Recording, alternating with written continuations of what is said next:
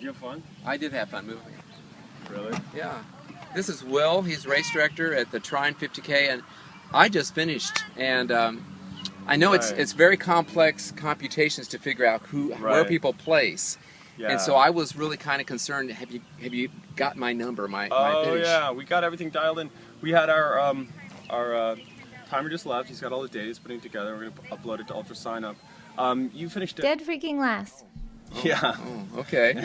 How much fun did you have? I had a lot of fun. Right? Yes, I did. That's a good day. I did. Yeah. I mean, and you got your money's worth. Your first one here, last one to leave. Yeah. Not exactly last one to leave, but pretty close. I don't know if we've had a more perfect day at Tryon Farms in a long time. A little warm. Pretty good. Made it. Well, for the runners, but for the spectators, listening to bluegrass, it was pretty good. Well, thank you right so on. much. Pleasure. All righty. Well, there's my medal for the Tryon 50K, Tryon Farms 50K up near Michigan City. I finished. They had a limit of 8.5 hours. I got killed by the sun on 3rd out of 5th loop and just really took my time down. I was on time, pretty close. I wanted to roughly be an hour and a half on each loop, and I would have made it. First loop, a little under. Second loop, I think I got 10 or 15 minutes over. Third loop, no. I mean, it added, I was almost probably 45, 55 minutes over my time limit. I mean, over my hour and a half. Then I came back on the 4th loop, and the sun went away. I mean, cloud cover for most of all the 4th and almost all the 5th. So I actually got back 20, 30 minutes on the 4th loop. And then the 5th loop, I took off running. I was running through the fields and doing pretty well. Got into the woods, and then my left ankle, I did not sprain it yesterday, but it's still rehabbing. And I've never really rehabbed it right. I need to strengthen it. So it was bothering me some. And when I went out to do the 5th loop, I was the only person. No one was behind me. So I actually was the only person on the course. And I had a nice British couple. They're like 2.5 miles from the end or something. And they waited for me. And they helped me fill my vest up with water because I was just kind of but I was determined. Usually I come up with a good excuse, and sometimes they really are, you know. Sometimes you have to throw in the towel and just be safe, you know. I'm still a beginning ultra runner. I always, after yesterday, I don't feel like a wannabe. I feel like I'm a beginning ultra runner. I think I was kind of a wannabe before that. But yesterday I think was really important for me because I had plenty of opportunities to drop. And the 3rd loop was really, really rough with that heat. But I was just determined that I've got to get, you know, mentally tough. After you get past the marathon, even before then, a lot of it is mental. You really just have to have mental toughness. So, as I put on Facebook, it sucks to be you, negative voice in my head, because I won yesterday over that. So, 8.5 hour limit. I think I finished at 9:23, and I probably stayed in aid stations a little long because I was trying to cool down a little bit.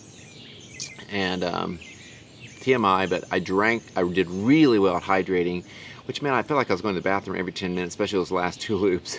But you also get to check and see if you're hydrated properly.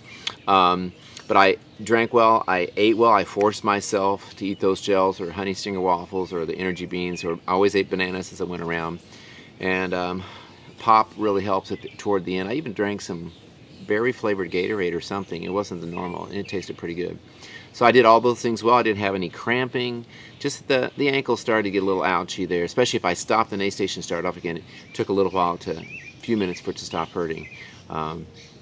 So I'm pleased. I got it done and fought the voices and kept going. And it was fun to talk with people and see people I know. And every time I go to these events, I run into people who watch these little videos, which are so not important, but I seem to be entertaining some people on 2 in the morning when they have insomnia. I suppose it helps them with that. Real quick, yesterday I decided not to use a bottle. It's a 6.2 mile loop, something like that, so it would add up to 31. The Garmin did not show 31 because there were so many little trails where you're going in and around right next to each other, and so the Garmin just averages. So I doubt anybody's Garmin or anything would show a full 31, but I did it all. You could cheat on this course so easily. Will, the race director, and I were talking. I said, this is a cheater's course. It's no one's out there. There's places where you come and you know you've got to go back and do all this, and come out right back here. And there's about 2 or 3 places where you could do that. To be honest, the race, the markings in certain places sucked badly at the beginning. But they did hurry out there, and they got them pretty well fixed. It was a tricky little figure 8 loop in one place. Out in the fields, several times where it would split, the grass is cut, and you really didn't know where to go. And so some people got lost and weren't too happy about that. So they'll improve that next year. They just need to do a little better job of double streamers if you turn right, and a little more spray painting, and I'd say a few more signs. But overall, it wasn't too bad. And I missed a couple, totally my fault, and I caught it. But there were some where it was a little bit confusing. It's a pretty route and you're in the woods, but you're exposed out a lot in some fields when the sun is out. Wow! So I didn't use a bottle. I've got a Spire, is that what it's called? Running vest, and it's not made Ultra Spire. It's not made, it doesn't have a bladder with it, but I got one from Ultra Pack, just a small 1 liter. But I love it because you've got your pockets, and I had my iPhone, I was playing music, and then it's got zippered pockets and little pockets here. And you can throw stuff in the back too as well, even with the 1 liter. So that was great for just a 6-mile loop. It wasn't enough water for me all the way around because I try to sip, every couple minutes I'm taking just a small sip. I'm not overhydrating, but it really helped. And then I saw somebody wearing one of these from the beginning. I think it went on my second loop or something. I thought, oh, I'm going to get that out. So I called Susie and said, get that ready. And I'd never used it before. I just got it on sale when I was buying some toe socks from these folks. And so I used this. I would dip it in ice water and have the water dripping down my neck, and it was nice. I used it for loops 3 and 4 and 5. I didn't mess with it. I ran with my Hoka Stinson Evos. I think I saw a couple of pair of Hokas out there, and I didn't change shoes. I have some Mafate waterproofs that I got real cheap on eBay, and I was going to change into these Adidas fast packing trail running shoes. But my ankles I would have been screaming just trying to get them into these. So I just stayed with those, didn't change socks, didn't change shirt, just kept going. And so I'm pleased. And I got to talk with some nice people, and I got to see some people from Indiana trail running, and a mosquito was getting me. And so I'll get Susie in a second because she had an interesting day there as well. But overall, so it was a great experience. Got up to past 80, I think, at one point, and I just don't do really well in heat. But I just kept drinking, and I was absolutely determined to keep going. So I have a 12-hour ultra in Terre Haute in 3 weeks at the Hawthorne half day, and I'd like to get 50 in those 12 hours.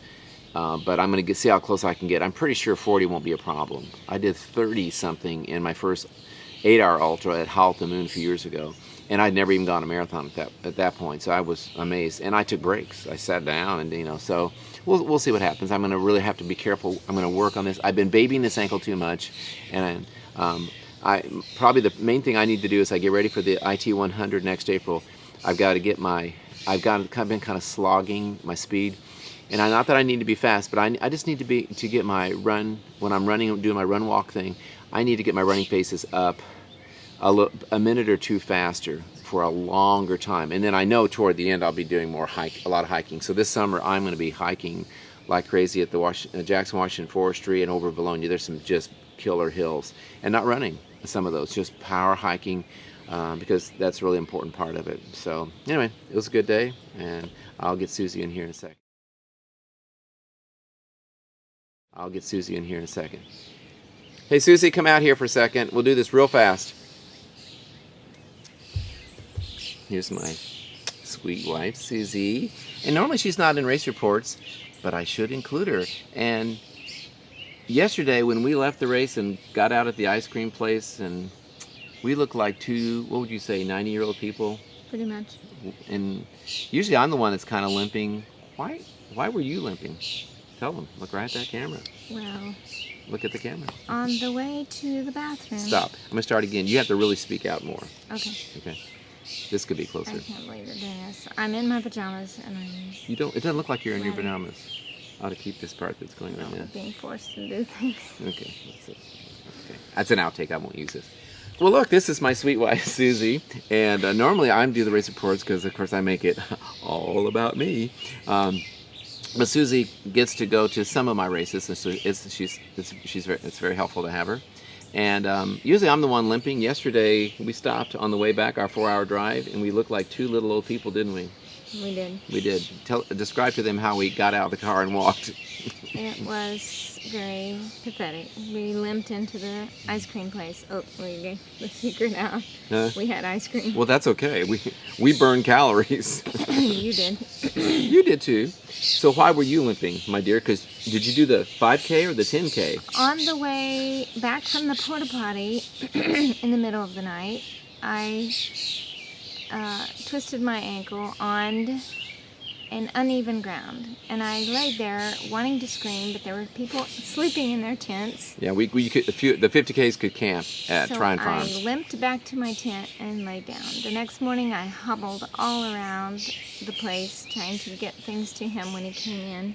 I thought I heard a sound, but I was kind of drifting in and out, so I should have. I didn't know that she was down. So anyway, sorry. And so how did anybody take care of you? What happened? not right off the bat until I was like crying in pain. Finally, well, the people who camped next to us, there was a very kind person who helped me a lot and forced me to stick my foot into a cooler, his friend's cooler, of ice water, which helped a lot. And then we did procure a ace wrap, and he put that on, so I was very happy and thankful for that, and it felt a lot better. Yep.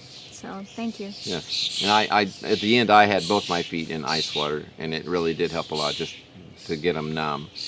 And so Susie really limped around. It wasn't easy for her, but she did good. And don't you want to go run that next year? Oh yeah, get me right at it. I don't think so. Anyway, so she was a big help, and I think she's going to be able to go with me to my 12-hour ultra and have stuff ready for me as I come around. Yep, gonna wear some ankle braces. Wrap them in steel. Rude. Done.